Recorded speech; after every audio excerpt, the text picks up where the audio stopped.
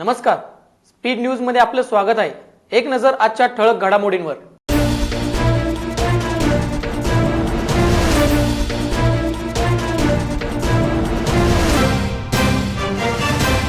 गणेश विसर्जनासाठी महापालिकेसह पोलीस यंत्रणेकडून जय्यत तयारी। मोदींचा जन्मदिन राष्ट्रीय बेरोजगार दिन म्हणून साजरा। ग्रामविकास मंत्री मुश्रीफ यांच्या अब्रू नुकसानीच्या दाव्यासाठी निधी संकलन सुरू आणि डीआयडी वुमन्स क्लब तर्फे मोठ्या उत्साहात झिम्मा पुगडी संपन्न। बातमीपत्रात आपलं पुन्हा एकदा स्वागत। पाहूया सविस्तर बातमीपत्र। कोरोनाच्या तिसऱ्या लाटेच्या पार्श्वभूमीवर गतवर्षीप्रमाणे यंदाही सुरक्षित सार्वजनिक गणेशोत्सव होत आहे। रविवारी अनंत चतुर्दशीला सार्वजनिक गणेश मंडळाच्या गणेश मूर्तींचे विसर्जन होणार आहे। घरगुती गणेश मूर्तीप्रमाणेच सार्वजनिक गणेश मूर्तींच्या विसर्जन मिरवणुकीसह नदी व तलावामध्ये विसर्जनास प्रशासनाने बंदी घातली आहे। तालीम संस्था तरुण मंडळांनीही गणेश मूर्तींचे विसर्जन कुंडात किंवा इराणी खनित करण्याचा निर्णय घेतला आहे। दरम्यान रंकाळा परिसरात खनित विसर्जनासाठी महापालिकेसह पोलीस यंत्रणेकडून जय्यत तयारी करण्यात आली आहे। गणेश आगमनाप्रमाणेच गर्दी करणारे देखावे टाळण्यावर आणि विसर्जनाच्या मिरवणुकांवर बंदी घातली आहे। त्यानुसार अनेक मंडळे विसर्जनासाठी गणेश मूर्ती महापालिकेकडे सुपूर्द करणार आहेत, तर अनेक मंडळे मोजक्या कार्यकर्त्यांसह रंकाळा खनित मूर्ती विसर्जनासाठी जाणार आहेत।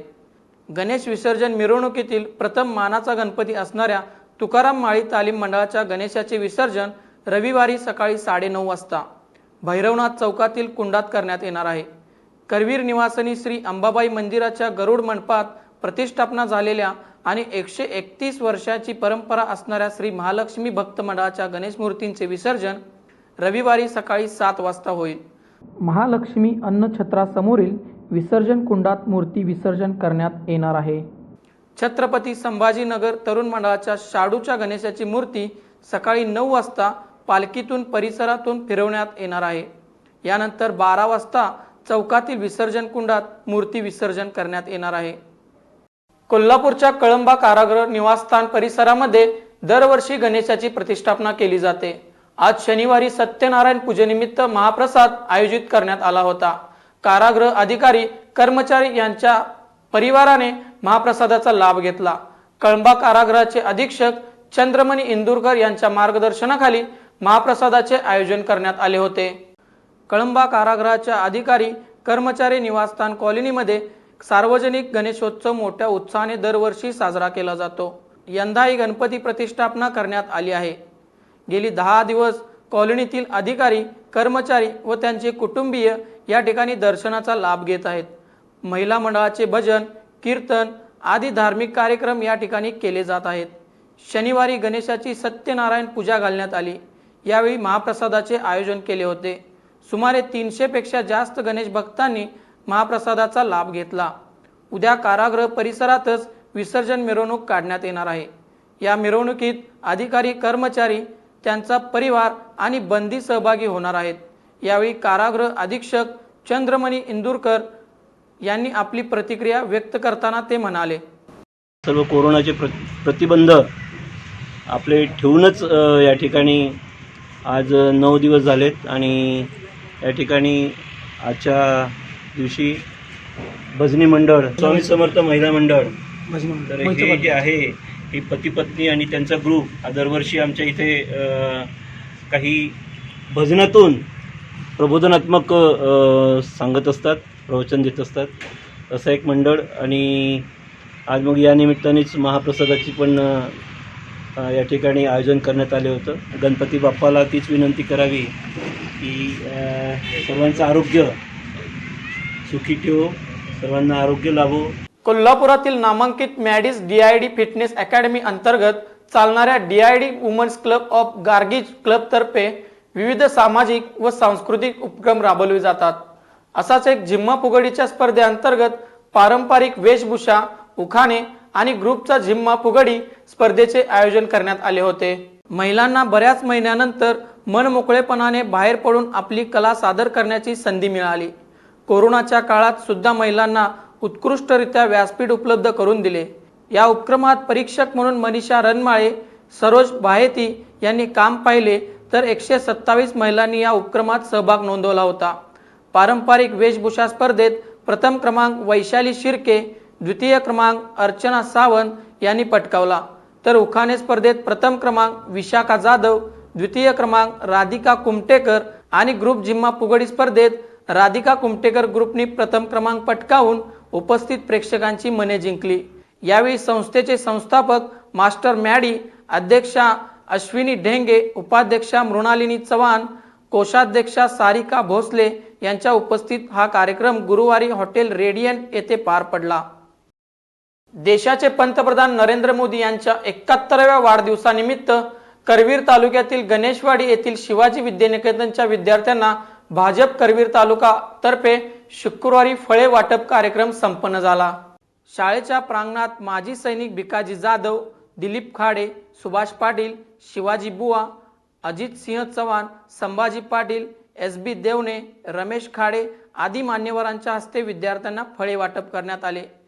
देशातील वाढत्या बेरोजगारीच्या निषेधार्थ महाराष्ट्र प्रदेश युवक काँग्रेसच्या वतीने नरेंद्रजी मोदी यांचा वाढदिवस राष्ट्रीय बेरोजगार दिन म्हणून साजरा केला जात आहे, असे मत कोल्हापूर जिल्हा युवक काँग्रेसचे उपाध्यक्ष योगेश कांबळे यांनी शिंगणापूर येथे करण्यात आलेल्या बेरोजगार रूपातील आंदोलनात व्यक्त केले।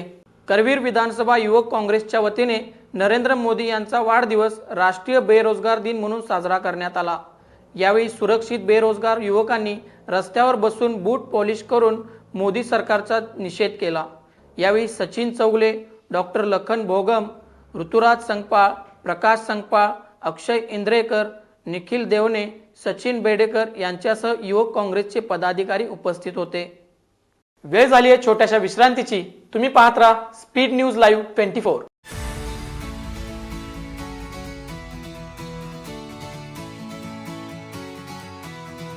हिरव्या निसर्गाच्या सानिध्यात आपल्या प्रियजनांसोबत अविश्वसनीय क्षणांत रम्य होण्याचे अतुलनीय ठिकाण। कोल्हापूर शहरापासून अवघ्या 5 मिनिटांच्या अंतरावर कृषी पर्यटन केंद्र प्रमाणित Venkatesh agro tourism, Kalamba road, Kolhapur.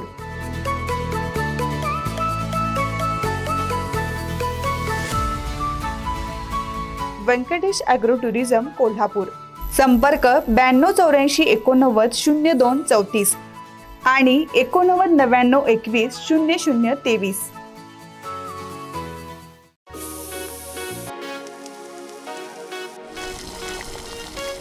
खमंग सुगंध चहुबाजू फिरी खवय्ये गिरी।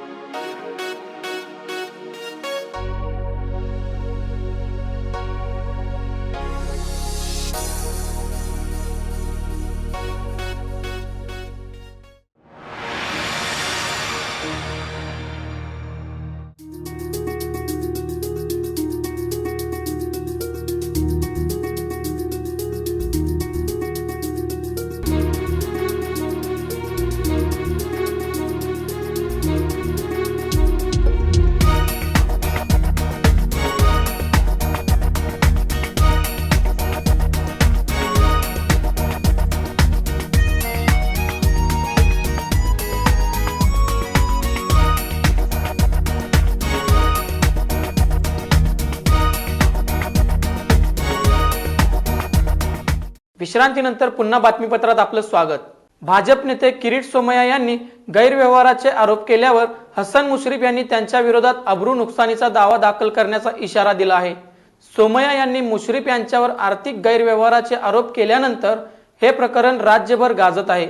या दाव्याची न्यायालयात भरण्यासाठीची आवश्यक रक्कम कार्यकर्त्यांमधून उभी केली जात आहे। हे निधी संकलन सध्या चर्चेचा विषय झाला आहे।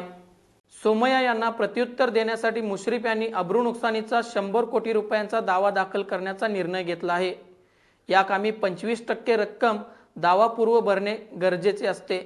ही रक्कम या दाव्यामध्ये 25 कोटी रुपये आहे.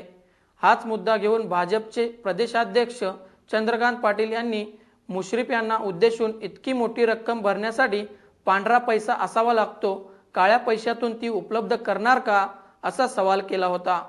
यावर मी लोकांकडून पैसे गोळा करून हा दावा लढेन असे प्रत्युत्तर मुश्रीफ यांनी दिले होते. या पार्श्वभूमीवर कागल गडिंग्लज परिसरात मुश्रीफ यांच्या कार्यकर्त्यांकडून सध्या अशा प्रकारे निधी संकलन केले जात आहे.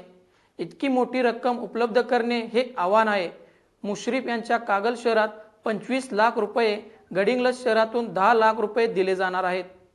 महाराष्ट्र शासनाच्या ई-पीक पाहणी ॲप संदर्भात प्रहार संघटनेच्या वतीने मार्गदर्शन करण्यात आले. यावेळी कांदेगावचे तलाठी पंडित चव्हाण उपस्थित होते. गावातील सर्व शेतकऱ्यांना ई-पीक पाहणी या ॲपची संपूर्ण माहिती सांगण्यात आली.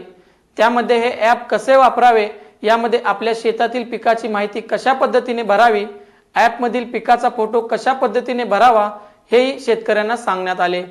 यावेळी प्रहार संघटना कांदेचे अध्यक्ष रायसिंग पाटील म्हणाले की आज ग्रामीण भागातील शेतकऱ्यांनी या नवीन पद्धतीचे ॲप वापरायला हवे व नवनवीन तंत्रज्ञानाचा शेतकऱ्यांनी वापर करायला हवा, असे आवाहन त्यांनी केले. त्यावेळी शेतकरी राजाराम कापुरक, अरविंद सपाटे, तानाजी सपाटे, कृष्णात कुंभार, महादेव कुंभार, बाबूराव सपाटे, पोपट सपाटे, भानुदास कुंभार, पंडित जंगम, बाजीराव पाटील आदी शेतकरी उपस्थित होते. राज्यातील औद्योगिक प्रशिक्षण केंद्रात ITI प्रवेशाची पहिली यादी जाहीर झाली. यात विद्यार्थ्यांच्या प्रवेशाचा ट्रेंड बदलत असल्याचे स्पष्ट झाले. पारंपरिक यांत्रिकी अभ्यासक्रमापेक्षा कमी भांडवलात स्वतःचा व्यवसाय करता येईल अशा अभ्यासक्रमाकडे विद्यार्थ्यांचा अधिक कल दिसत आहे. Electrical, dress making, computer hardware and maintenance, computer operator, mechanical draughtsman, diesel mechanic या अभ्यासक्रमांना जास्त पसंती आहे. परिणामी पहिल्या फेरीतच या अभ्यासक्रमांचे प्रवेश फुल्ल झाले आहेत. यातून विद्यार्थ्यांची कौशल्यातून स्वयंरोजगाराची मानसिकता अधोरेखित झाली आहे. ITI मध्ये यांत्रिकी, टर्नर, फिटर, वेल्डर अशा कोर्सना नेहमीच पसंती असते. यंदा यात बदल होत असल्याचे कोर्सला प्रवेश मिळालेल्या विद्यार्थ्यांच्या संख्येवरून दिसत आहे. मराठीतील लोकप्रिय मृत्युंजय कादंबरी लक्ष्मीपुरीच्या पोलीस वसाहतीमध्ये लिहिली गेली, याचा आम्हाला अभिमान आहे. जरी ही वसाहत आता नव्या स्वरूपामध्ये उभारली जाणार असली तरीही या ठिकाणी मृत्युंजयकार शिवाजीराव सावंत यांच्या स्मृती पोलीस प्रशासन जपेल अशी ग्वाही पोलीस अधीक्षक शैलेश बलकवडे यांनी दिली.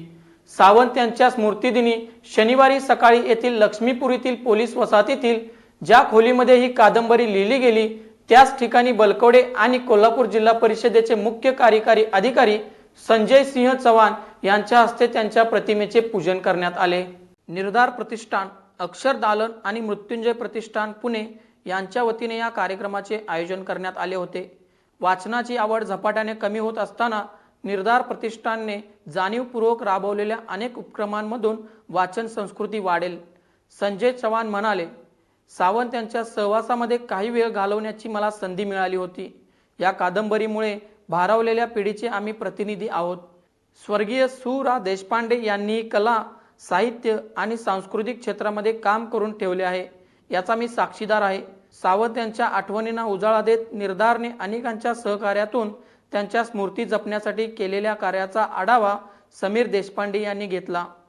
जिल्हा नियोजनाच्या 50 लाखाच्या निधीतून आजरा येथे उभारण्यात येत असलेल्या मृत्युंजयकार शिवाजीराव सावंत यांच्या स्मृती जपण्यासाठी पोलीस प्रशासनाने पुढाकार घ्यावा अशी अपेक्षा व्यक्त केली. रवींद्र जोशी आणि प्राचार्य जॉन डिसोजा यांनी उपस्थितांचे स्वागत केले. कार्यक्रमाला राम देशपांडे, कृष्णा दिवटे, युवराज कदम, डॉक्टर कविता गगराणी, अमेय जोशी, सुरेश मिरजकर, नारायण बेहरे, वासिम सरकवास, चंद्रकांत सावंत यांच्यासह साहित्यप्रेमी उपस्थित होते. वेळ झाली आहे बातमीपत्रात इथेच थांबण्याची. उद्या पुन्हा भेटू नवीन ताज्या बातम्यासह. तुम्ही पाहत राहा speed news live 24. Stay live, stay update.